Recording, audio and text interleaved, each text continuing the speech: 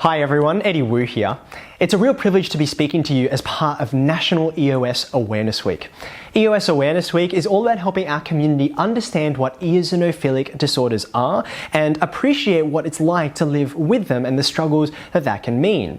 My family is affected by eosinophilic disorders. My son has eosinophilic esophagitis, and so I was really grateful for the help of communities like OzEE, which was started by Sarah Gray in response to the fact that there was so little information out there about this very rare set of disorders. And so as part of this week, what I want to read to you is a book that Sarah wrote called Meet Arabella.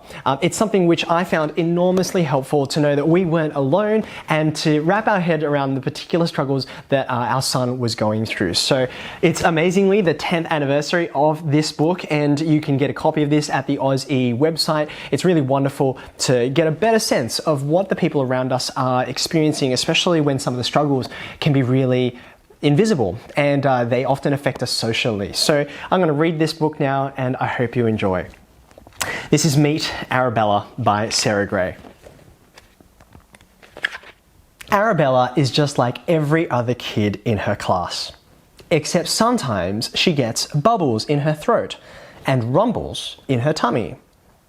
It is not unusual for Arabella to get bubbles in her throat and rumbles in her tummy because she's been getting those feelings for as long as she can remember. It all started when Arabella was a baby. She was just like every other baby in her playgroup, except when Arabella ate food, it didn't make her feel good. It made her feel sick. Sometimes she got a tummy ache. Sometimes she had runny poo, and sometimes she found it hard to swallow her food. Arabella's mum and dad did not know what was making her feel that way, so they took her to the doctor. The doctor did not know what was making Arabella feel that way either, so he said she needed to have some tests. One of the tests Arabella had to have was a blood test. She tried to be very brave. But still, Arabella's doctor could not find what was making her feel that way.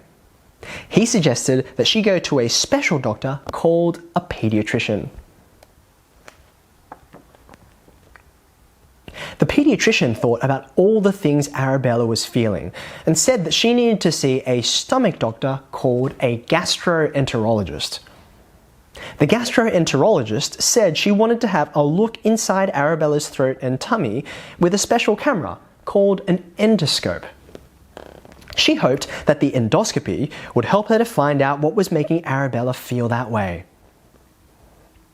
Arabella was a little scared when she went to the hospital for the endoscopy, but a very nice doctor called an anaesthetist helped her to go to sleep.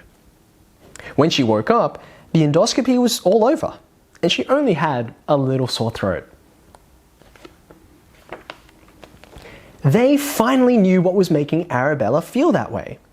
The gastroenterologist said that she had something called eosinophilic esophagitis. Her mum and dad said, what? So she explained that it meant Arabella had too many white blood cells called eosinophils in her throat, and that these blood cells didn't like it when she ate certain foods. She said most people called it EOE for short. Now that all the doctors knew that Arabella had EOE, they could try to make her feel better.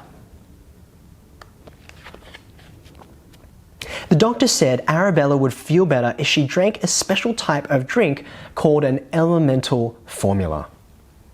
The doctor explained that if Arabella did not drink enough of the formula to grow big and strong, then she may need to have it through a tube. The tube could be put down her nose into her tummy or straight into her tummy by something called a PEG, or a button. The doctor also wanted Arabella to visit another special doctor called an allergist to help find out what foods she may be allergic to. Arabella was a little nervous when she met the allergist for the allergy testing, but it didn't hurt much at all, and they found out she was allergic to egg, dairy, soy, corn, wheat, and fish. So Arabella stopped eating those foods, and she went to talk to a dietitian about the best foods for her to eat. That was 5 years ago, and Arabella doesn't remember much of it very well. Now, she is 7 years old. Every day before school, she has to have her medicines and then pack her special formula to give her energy at school. Sometimes her classmates help to remind her to drink her formula. They know why she needs it because the teacher explained to the kids about her allergies and her eosinophilic esophagitis. They all said, "Eosino what?" Arabella is the only kid in her school that has EOE, and sometimes this makes her feel different.